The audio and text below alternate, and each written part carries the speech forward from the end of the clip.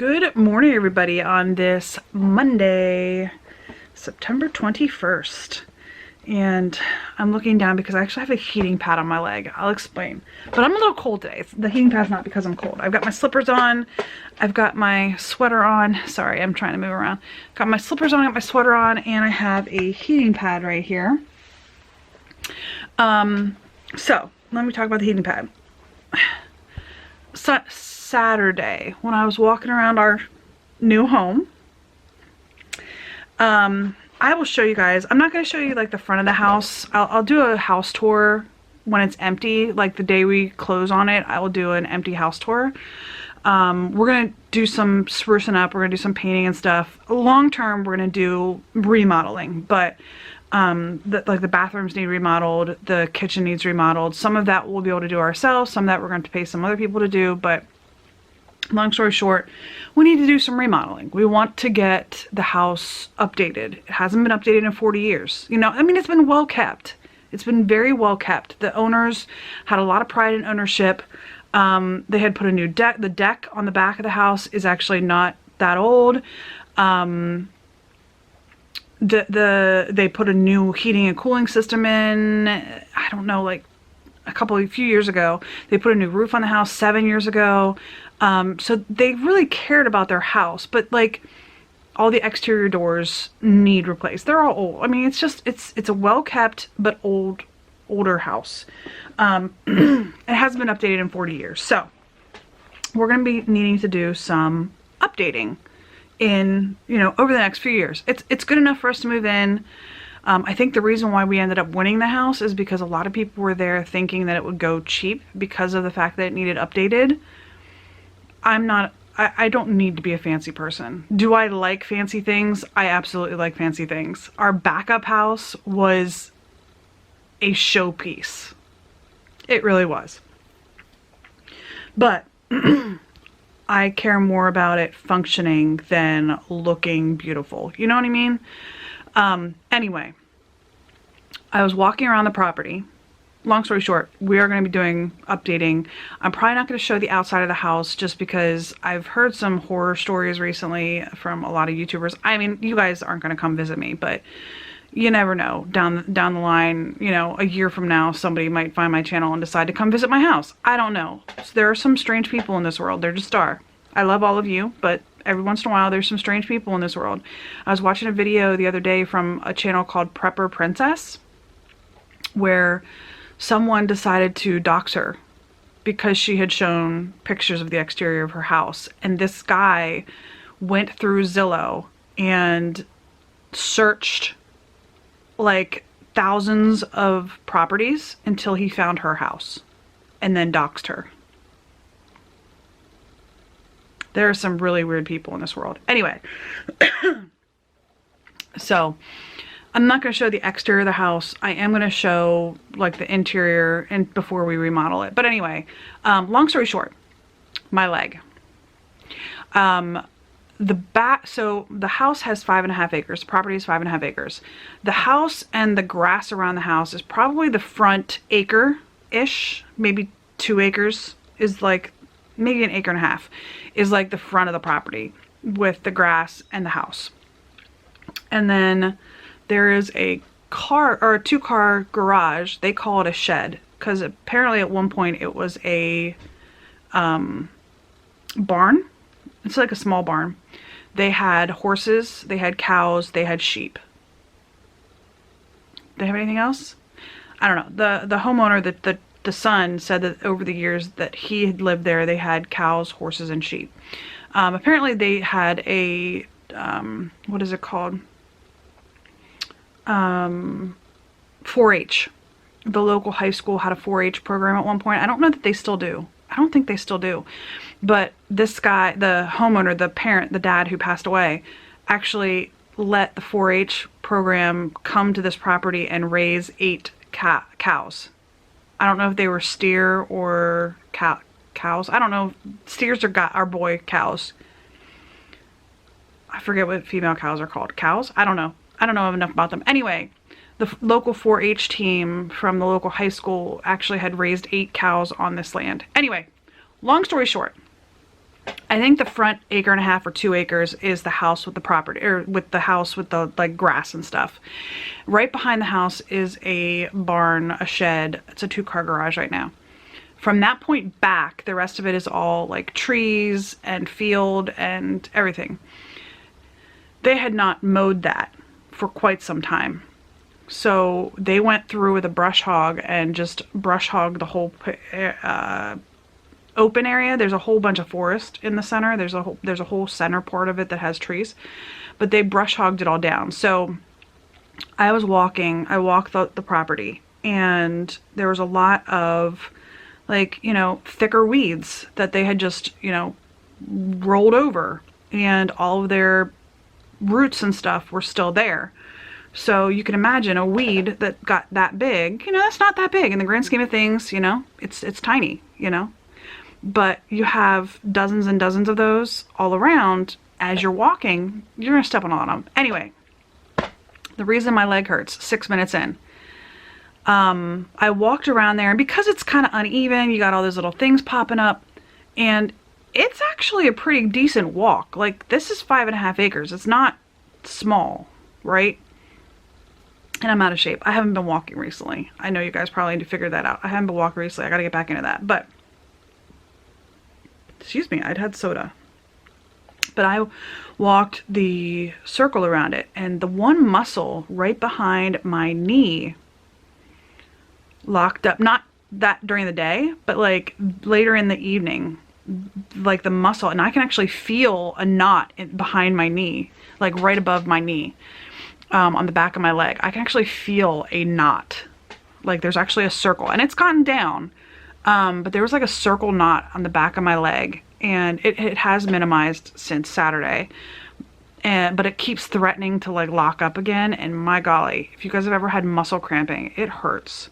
So long story short, this morning it was feeling like it was going to cramp. So I put the heating pad on it, and it's feeling better now. I'm just trying to be gentle with it because I really don't want to have that. It hurts. I don't normally get cramping on my upper leg. It's usually if I get cramping, I get shin splints, or like the back of my shin. What is that? My calf. I get calf muscle cramps. And that does happen from time to time. Not often, but it does happen from time to time. I get calf muscle cramps. But this is the first time that I can remember, at least any time recently, that the back of my thigh cramped up. And it hurts. So, yeah. We've got to do some work on the back portion. John's been doing research. John's been doing some research on what would be best to be able to mow that down and keep it down. He's talking about planting grass. I don't know that we need to plant grass. I don't know. We're still trying to figure it out. I'd like to plant maybe grapes back there. I don't know if I told you this the other day, but we've been talking about growing grapes because we know we can grow grapes. Not that we have much experience in it, but we know we can. And a big thing in Pennsylvania is that the Pennsylvania USDA, I don't know what the Pennsylvania Department of Agriculture, PADA, I don't know, Pennsylvania Department of Agriculture will give wineries special certificates if they have great, it's made in PA basically, and if they get a certain percentage of their grapes from within the Pennsylvania state of Pennsylvania, they get this made in PA designation. Even if the wine is made in PA and they get their grapes from out of state, it can't get the designation. So we were thinking about maybe growing, you know, grapes. Sorry, this thing's still here. I'm still messing with it. Growing grapes and maybe even some fruit trees and stuff. But if we grow grapes back there, we can sell them to like local wineries so that they can use, and they can use them and, you know, use it as made in PA kind of thing. That's one of the ideas we thought of. I would like to get chickens. John's been watching some videos on YouTube about raising chickens, building coops and that sort of stuff. Before, John was like totally against chickens, and after he's watched a few videos, he's like, it might not be as bad as I thought.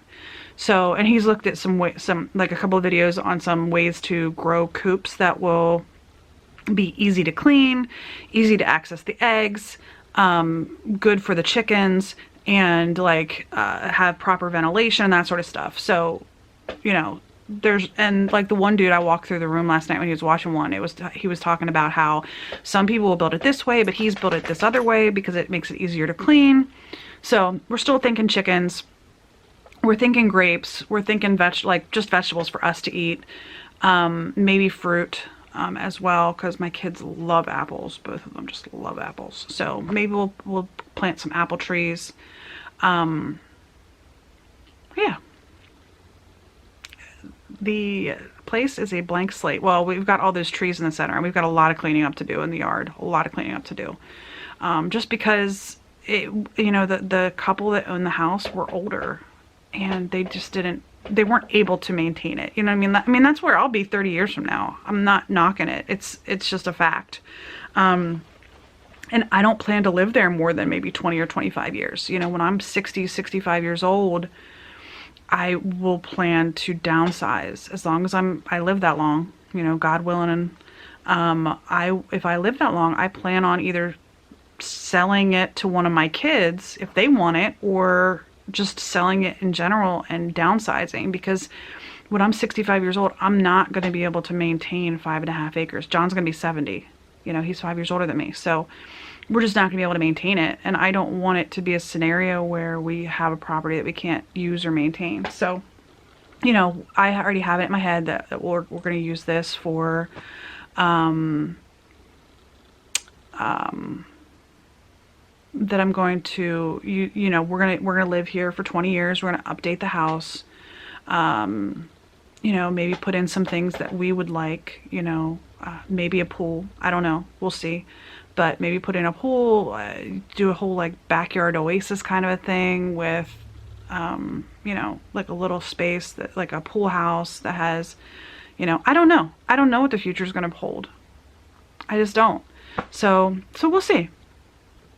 We'll see. It'll be interesting. We've got 25 years to figure it out. So anyway, I've been talking for way too long. Good morning. My leg is cramping. I had some soda and I'm working, and yeah, I will see you guys later today. Well, you guys, it's 9:30. My sleep apnea machine slipped. Anyway, it's 9:30. Honestly, I didn't do anything exciting today. I didn't even film for Epic Beauty Fail because I got off work at 4 o'clock. John had picked up Nick and taken him to go get their glasses, so John and Nick both got their glasses today, which is good. Neil goes in about a month. I think it's the 24th of October. For his eye appointment, and I think he's gonna get contacts, he said, so he'll just come right to the house. But John and Nick got their glasses, and they got home, and John and I were sitting around pulling together paperwork for the mortgage. We only need 3 more things. Everything else is in place, with the exception of the appraisal, and we need 3, they want bank account statements from August and September, which obviously it's September 21st. I can't get bank account statements until October 1st, so I won't be able to get those 3 documents until October 1st, so that's like 10 days from now or 9 days from now or whatever it is. But everything else that they requested, they have. And we just need to get the appraisal done. So I'm a little bit concerned because the appraiser they sent out to appraise this house lowballed us, to be honest. They lowballed us, significantly lowballed us, I believe, by like 10%. Yeah. So I'm excited to have my house. I'm just a little concerned about the appraisal because of the fact that they lowballed us so much on this house. But I emailed the lady back. She wanted to ask me which interest rate I wanted to lock in. Because of course there's like the 0 points, and then you can buy points. If you've ever had a mortgage, you can buy points to, you basically pay up front to lower your mortgage rate, your interest rate. And she told me like how much each of those points were. And I told her that I wanted to wait until, well, I didn't tell her we wanted to wait. I said I was concerned about deciding on locking in because we don't know how much the appraisal is going to come back out. And one of the bad things about buying the house at the auction is that we bid a certain price and we won the auction. If the appraiser goes and appraises it and it comes out, say, like, I told you we bid it at 6,000. Obviously not 6,000, it's more than 6,000, but the rounded and last number was 6,000. Say it comes back at 1,000. So we overpaid by $5,000. Or overbid by $5,000. Because we bought it at the auction, we still have to pay the $6,000 price. So that $5,000 that we overbid has to come out of our pocket. Versus if we bought it at, you know, via traditional, you know, real estate sale, you know, put it on the market, somebody, you know, gives you an offer. If the appraisal came back at 1,000, I'd be able to go back to the seller and say, hey, I know I offered you 6,000, but the appraisal came back at 1,000, so either we're gonna agree to lower the price or I'm gonna back out of the sale. I don't have that option when it comes to the auction. So I'm hoping that the appraisal can get done within like the next week or so. Yeah, I'm hoping it can get done by the next week. So anyhow, we had dinner.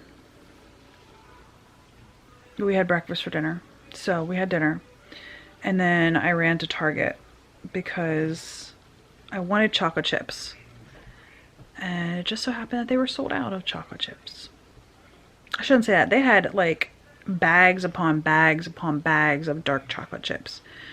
But I wanted the semi-sweet chocolate chips. Because, believe it or not, the Lily's dark chocolate actually has 1 carb per serving. And the semi-sweet has 0 carbs per serving. Net carbs. So I wanted to get semi-sweet, which is what I eat. I actually have always preferred semi-sweet chocolate chips, like from the time I was a kid.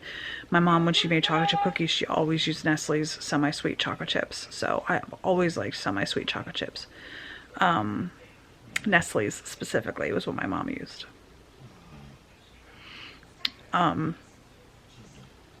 Anyway, they were sold out of my chocolate chips. So I did get a couple bags of tortillas.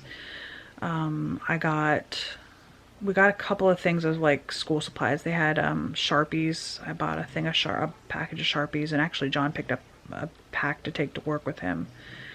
And then we just bought a couple of other things. We ended up not buying like a ton of stuff, but there was like a little bottle of like antiseptic stuff that you can put on like burns or cuts or stuff that was on clearance, on the clearance end cap, which I got that. I got the dogs a toy. It's like a Frisbee that has a squeaker in it in the center.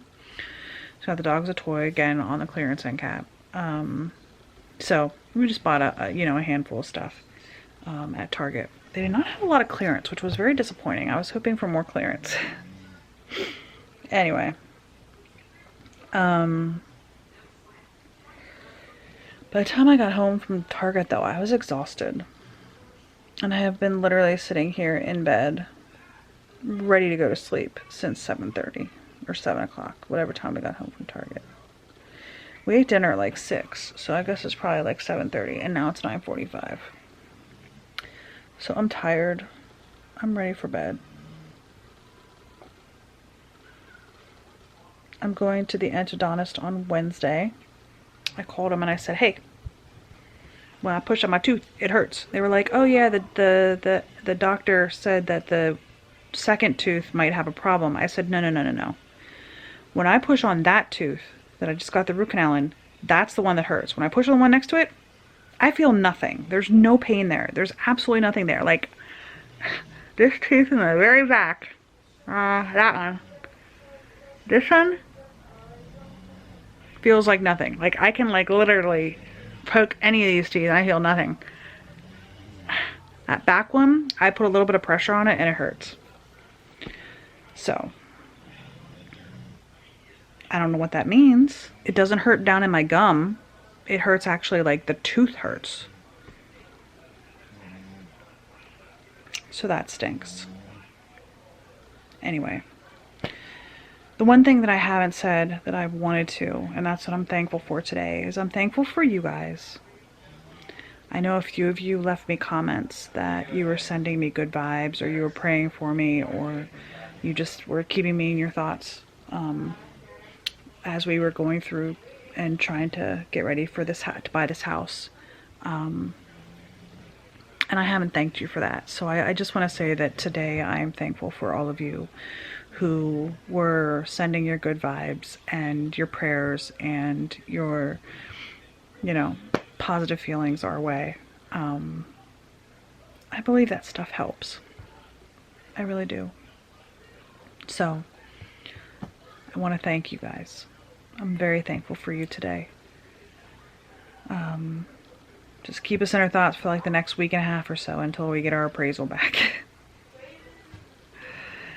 So, I mean, if it comes back that the house appraises like, I don't know, something crazy like $50,000 less than what we bid on it, we're just gonna have to back out and lose our money that we put down, because I don't have $50,000 sitting around anywhere that I can access $50,000. So, I mean, if it's like $1,000 or $2,000, I can find that somewhere. But if it comes back that it's way off, I'm kind of screwed. So, we'll see. Anyway. Nick! I got a doggo snoring over here, by the way. I don't know if you've heard her snoring the whole time. And that squeak, if you guys heard it, I don't know if the camera picked it up, but the squeak that you just heard was the Frisbee that I got the dogs. Hey Nick, you want to help me close the vlog? Just wait till after. He's telling John to wait for something. Anyway, we gotta go get some boxes and we gotta start packing. We've got maybe a month, assuming the appraisal comes back okay. We've got maybe a month, so I gotta start packing stuff. So here he is. You ready to say it? Hope today is better than yesterday. I hope tomorrow will be just a little bit better than today. Hope you have a great day, and we'll see you tomorrow. Tomorrow. I got Nicholas some of those Easy Flossers. What do you think of those Easy Flossers I gotcha? Easy Flossers? Yeah, those things you put between your teeth. Yeah, it's alright. Is it not very good? What? Is it not good? No, it's alright. Well, it's alright is not good. Fine, it's good. Alright. We'll see you guys tomorrow. Bye.